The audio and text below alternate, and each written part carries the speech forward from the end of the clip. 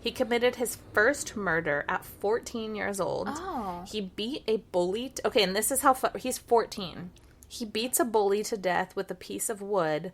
Then he cuts off his fingertips and removed his teeth before throwing him off a bridge so no one would know who he is. At 14! He was, like, born to be a fucking mobster. Wow. And he got the nickname because he would freeze his victims to stop cops from knowing when they died. Which is why we need body farms. Full circle. Yeah, it turns out Dr. Bill Bass has you covered. So that's Abe from the 20s and then some other random hitmen from different times. Fascinating. Thank you. I loved that. I had a lot of fun researching that. Hitmen murders don't necessarily fascinate me because I'm really interested in, like, crimes of passion. Mm-hmm. And that's not a crime of passion. That's, like, a middleman. Yeah. But that was really interesting. It's fascinating to me that the whole thing, like we talked about, like, literally in fucking 1925, people would rob banks and murder people in suits. Yeah. And be like, yeah, I did it. What are you going to do? And people were like, I don't know, be scared of you like everyone else. I guess shut our mouths. Yeah. It was such a that's why it's fascinating. It was such a crazy time in history where there were, like, no rules. The 20s just blow my mind. Yeah. And it's weird to think that now that's 100 years ago. Yeah. But it's this, like, little... It's because it's kind of like the Wild West where they did the same thing, but... It was where we had some modern conveniences. Yeah. So it's the most modern time that was also old. Yeah. It's just crazy. Yeah. So that's mine. My great-grandma was in her 20s in the 20s. That's crazy. Yeah. We're in our 20s in the 20s. Great-grandma! 100 years later. What?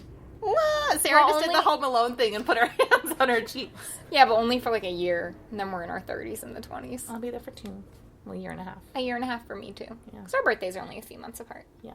Okay, should we get another beer? Yes. I want to hear your story. Yes. Do you want to grab it? Do you want me to grab it? You're closer. Yeah. I want tattoos on my feet. Caitlin has so many tattoos on her feet. I have 3 tattoos on my feet. That's so many. 2 on one foot and 1 on the other. I don't have any foot tattoos. They hurt like a motherfucker. But yeah, but I have tattoos on my spine and my ribs. Yeah. And so I feel like they can't be that much worse. We'll get a foot tattoo. I'll go get you. What should I get? I don't know. What do you want? Well, I have an old letter that my grandmother sent me when I lived in Spain, and I want to get words from that, but probably not on my foot. No, yeah. I don't know where I want those. I really want a tattoo of, like, a peach. No, not because butts. Stop. I want a tattoo of teeth, but I want those on my wrists. Speaking of butts... What do you have to say about butts? You guys. Oh, I have something to say about butts as well. So you already told him about my poop sign? Yes. Oh, then never mind. She already told you. So my sister sent me something my dad got for Christmas. Mm-hmm. He got a coffee cup that looks like a miniature toilet. Where do I get one? I don't know, but I immediately thought of you. Yes. But anyways. But.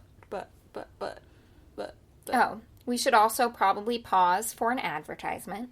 Here's an ad coming at you right now. They're not as loud as they used to be because I'm getting better at editing, but they're still a little loud. Right now. But Did you like that? Was it relevant? We did that last time. We were like, we hoped you liked the ad. And someone messaged us and he was like, my ad was for erectile dysfunction. Wasn't it something like that? We were like, oh, sorry. We're like, but was it relevant? You just repeat it. But was it relevant? Yeah, you're the only one who got that ad. Oh, no, we're going to stop. Also, we actually picked that one out. We picked them out for each of you. No, we don't. This poor guy. Leave him alone. Okay. So, but what? Okay. Okay. Caitlin's the nice one. I was looking at... But. That's my thing about butts. But.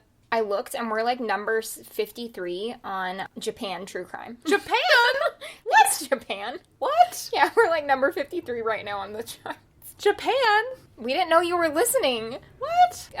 Japan? Thank you. We didn't know you were out there. I knew you were there. I've taken a geography class or 2. Never heard of you guys. I'm from America.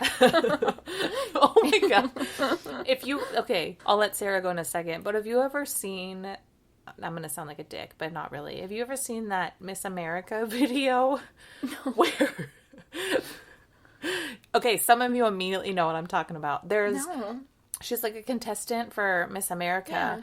And Mario Lopez is asking the question, and the camera has to go off of him because you can tell he's trying not to lose it. But she's asked a question about, like, why do you think kids in America, like, can't find other countries on maps? And she's like, oh, it wasn't Miss America, it was Miss Teen. Okay. Competition that ultimately determines their fate. Okay, you ready for this? Hello, South Carolina, please pick out the name of the judge. This poor lady. Thank Do you know I was in a pageant? Really? Yeah, I had to do this. Judge number 5, Amy Teagarden. Recent polls have shown a fifth of Americans can't locate the U.S. on a world map. What? Why do you think this is? I personally believe that U.S. Americans are unable to do so because some people out there in our nation don't have maps, and I believe that education, like such as in South Africa and the Iraq, everywhere like such as, and I believe that they should, our education over here in the U.S. should help the U.S. or should help South Africa and should help the Iraq and the Asian countries, so we will be able to build up our future for our children. Thank you very much, South Carolina. Okay, I just paused to make Sarah watch it. Can you describe to us what you just saw? Can I leave that in, please? That's public radio. I feel like we can leave that in. Yeah. I believe Americans can't locate America on a map because of the education in South Africa and the Iraq. And because a lot of Americans don't have maps.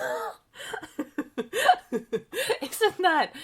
Okay, Mario Lopez's face is what kills me, too, because he's trying so hard not to laugh, that poor soul. And what kills me about that, too, is it's like, in order to be in a pageant, it's expensive. They're like, you have to have this fancy dress for this, you have to do this, you have to do that. And it's like, it's not an issue of education with her. She obviously is privileged. Like, she has perfect teeth and... I personally believe that Americans can't locate America on a map because some Americans don't have maps, and then countries like Africa, such as South Africa, such as the Iraqs, and America should help education in South Africa and the Iraq. What the fuck? Oh, golly, that made no sense at all. So there's like a question section of like pageants, and I was in a pageant called Junior Miss. It's like when you're 17. You draw the questions from a bowl just like that in this section of the pageant, and you get a list. I don't know if they do this in like Miss America or something. Well, this was actually Miss Teen USA. Oh. Yeah, so it's something, so Junior Miss goes to, like, county to state to whatever. I did not win. The bowl has the questions in it, like little pieces of paper that you pick out and you get your question. Instead of having a judge ask it, you just pull it from the bowl. And we're given a list of the possible questions right before, so you can read them all and make sure you have some kind of answer for all of them, which is nice. There were 26 contestants in the one I did, and I was number 26. And so what I did is I just went on the wings and just listened to every single question and crossed it off, so I knew what my question was before I went on stage, because there were only 26 questions in the bowl. So then I felt like I had a pretty good advantage. Yeah. Yeah. What is your ideal or your perfect date? April? Okay. We'll stop. Yes. What's have you our next ever beer? been in a pageant? Let us know. No. Do you need erectile dysfunction medication? Let us know. Let us talk about it. Okay, so we are drinking the Two Pitchers Brewing Company Bayou Milk Stout with New Orleans style coffee. Not by you. By you. So this can is really fun because it shows a man wearing a really fun hat playing the trumpet, and we thought that it looked very like 20s-ish, jazz-ish. It looks very New Orleans jazz. In an ode to the Bayou, this smooth, creamy milk stout is blended with New Orleans style coffee, chicory, and maple. 2 burpees, please. It's 5.6% ABV. Okay, we shall open her up. It's good to end on a stout. Yeah, that's my motto. Desserty. I'm a little teapot, short and stout. Here's my handle. Here is my spout. Here is my stout. Here is our stout. When you tip the can over and pour it out, now we have stout in our cups. You better not stout. You better not. You better not rye. I pee a lot when I drink. Okay, great, Caitlin. That's. Well, because it's IPA. I pee a lot. I pee a lot. I thought you were just announcing that. Well, it's true. I do, but that's good. That's good. You can definitely taste the chicory. Chicory dickory dock, the mouse went up the clock. The clock struck 2 to bed, and I don't know words. She doesn't know when to stop. No, she doesn't. Oh, I'm excited for your story. I have no idea what it is. Are you ready? Yeah, I just said I was. Are you ready for the story of Marguerite Alibert and Fami Bey? Yeah, never heard of them. I had not either. Is Fami Bey a place or a person? He is a prince of Egypt. Okay, that just sounded like Smith, South Carolina. Well, you don't have a map, so... I can't find Fami Bey because I don't have a map.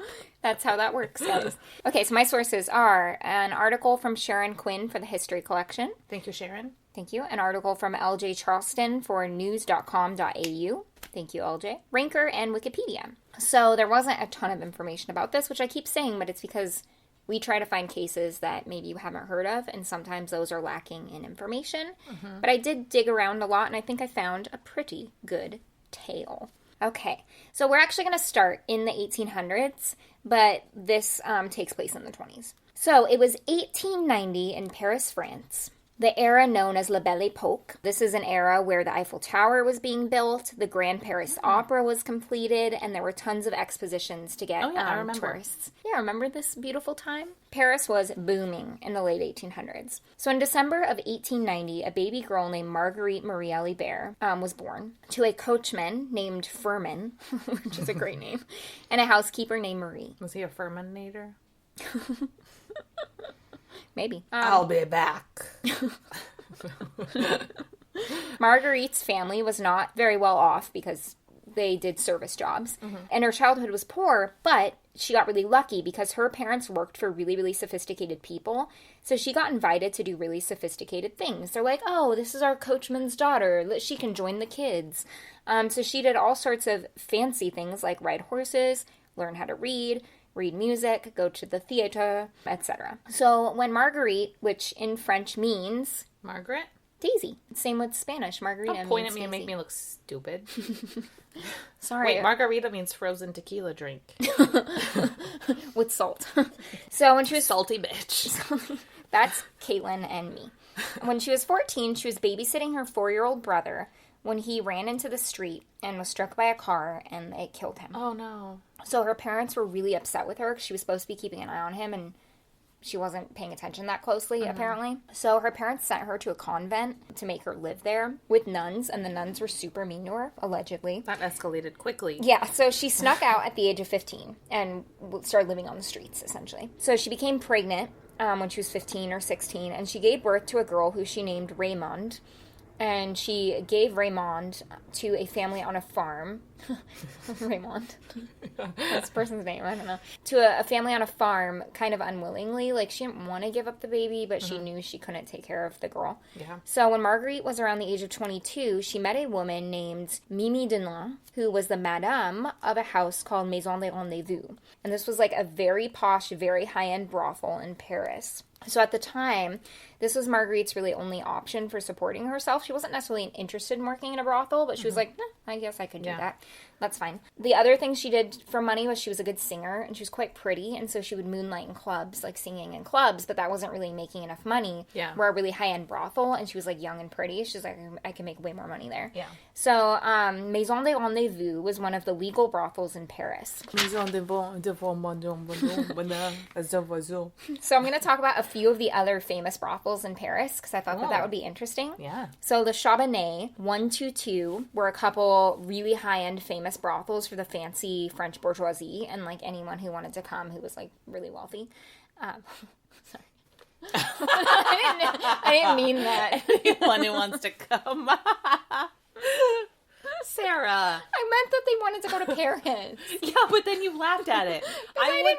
I would have let that slip right by. I'm sorry, Mom. And Dad. I'm finally glad my parents don't listen. Okay. So those were for like the fancy people. There were more accessible brothels like Le Moulin Galant and Le Forcé, which were in the category of brothels known as Maison d'Abattage, which in French means slaughterhooses. And apparently it was like the DMV essentially. You just got a ticket and waited in line to like go in. And it was like it was very cheap and you could hook up with someone. Was the Moulin Rouge after this? Or during this time? This would have been during this time, like Okay. the early 1900s to 1930s, I think. And the Moulin Rouge probably stayed for a while, because I don't think brothels were illegal until the mid-1900s in Paris. I think they were legal for a long time. I stayed might be near the wrong. Moulin Rouge when I was in Paris. Did you? I didn't go to it. We weren't that